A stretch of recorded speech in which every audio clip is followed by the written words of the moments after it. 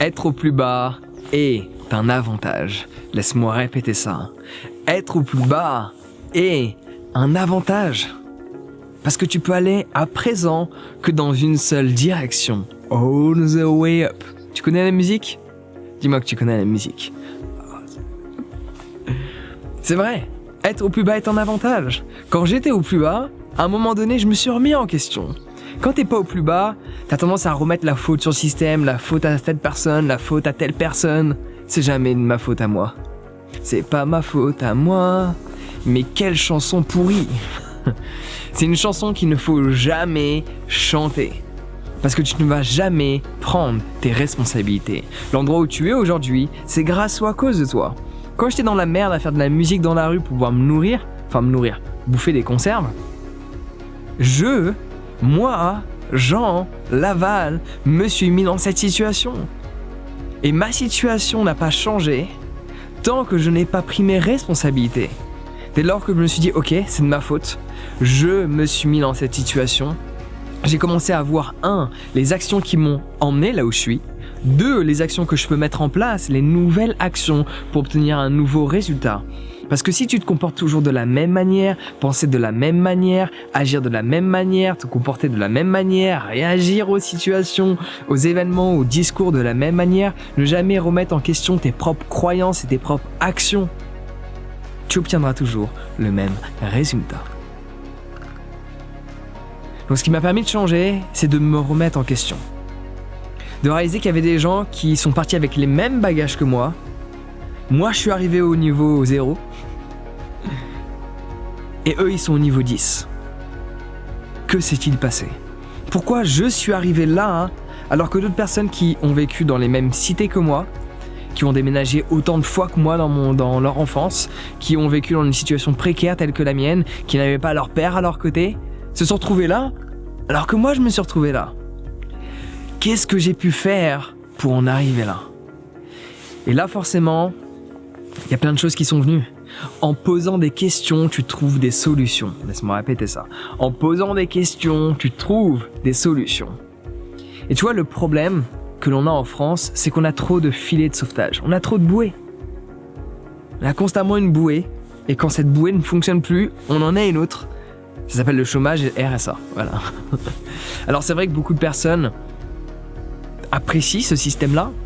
Mais si on regarde les faits et qu'on se focalise sur les personnes qui excellent vraiment et qui font en sorte de vivre dans une situation confortable, elles n'ont pas eu toutes ces bouées de sauvetage. Elles étaient au point 0, elles n'avaient pas d'autre solution. Il n'y avait pas de filet de sauvetage, il n'y avait pas de bouée.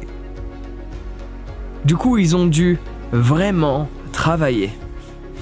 Et juste pour illustrer mon propos, parce que cela est basé sur des faits, il y a des statistiques, tu peux le trouver. 75% des millionnaires de cette planète ne sont pas issus d'une famille riche, ils ne l'ont pas hérité, ils sont partis de 0 et sont allés all the way up. Si tu te focalises sur toutes ces personnes qui en France sont dans une situation financière confortable, que s'est-il passé ? La plupart d'entre eux l'ont hérité. Enfin, la plupart, je crois que c'est 45 ou 55%, un des deux, mais le pourcentage est énorme par rapport à l'international. Pourquoi ? Parce que tu vas pas vraiment tenter. La plupart des gens en France ont un plan B. Tu devrais pas avoir de plan B, parce que ce que tu vas faire doit fonctionner. Quand cela est une nécessité, il n'y a pas de plan B. Quand cela est une nécessité, cela doit fonctionner. Pourquoi crois-tu que quand tu vas dans des hôtels où il y a des managers, quand tu vas dans un hôtel 4-5 étoiles, à l'étranger, en Asie, en Indonésie, dans des pays précaires, dans des pays dits du tiers-monde où il y a pas mal de pauvreté, et que tu parles au manager et que tu t'aperçois qu'il parle 1, 2, 3, 4, 5, 6 langues couramment. J'aime pas comment on dit ça. Bilingue x 6. Tu t'aperçois qu'il parle 6 langues couramment et là tu te poses la question, mais pourquoi ? Parce que cela n'était pas un choix. Il ne voulait pas apprendre l'espagnol. Il ne voulait pas apprendre le grec. Il ne voulait pas apprendre l'italien. Il ne voulait pas apprendre le mandarin, ni l'anglais, ni le français. Cela était une nécessité. Parce que son gouvernement, s'il ne trouvait pas de travail, n'allait pas l'aider pour nourrir sa famille. Sauf qu'en France, certes, on peut le voir comme étant un avantage, parce qu'on a telle aide, aide numéro 1, numéro 2, numéro 3, numéro 4, enfin, une multitude d'aides Mais au final, les gens savent qu'il va y avoir cette aide. Du coup, ils ne vont pas tenter de la même manière. Juste imagine la chose. Il y a 2 falaises. Il y a un fossé entre les deux. En France, c'est comme si il y avait un matelas. Comment vas-tu sauter si tu savais qu'il n'y avait pas de matelas?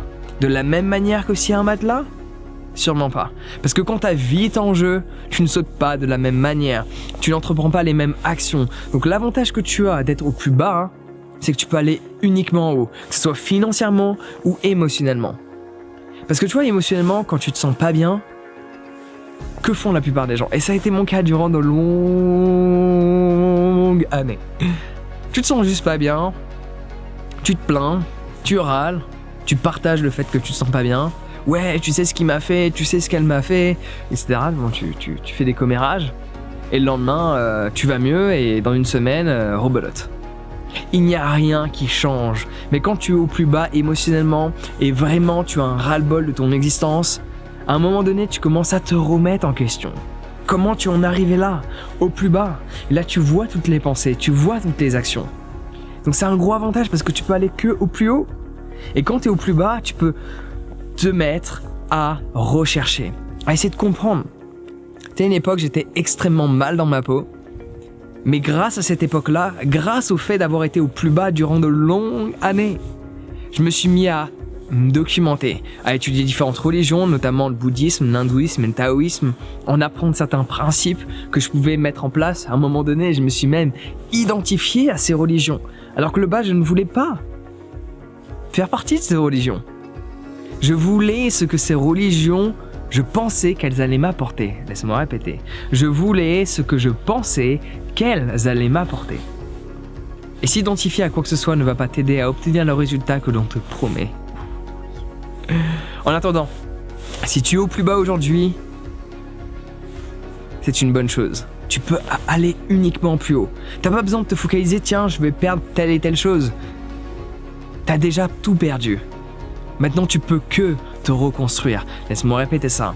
Quand tu as tout perdu, émotionnellement, financièrement, tu peux que te reconstruire. Tu peux que construire un nouvel avenir. Donc forcément, il va falloir apprendre à reprendre confiance en toi pour booster les actions qu'il va falloir entreprendre, ces nouvelles actions.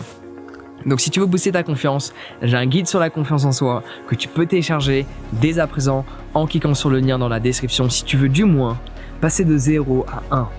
Le plus compliqué n'est pas de passer de 3 à 4, de 5 à 10.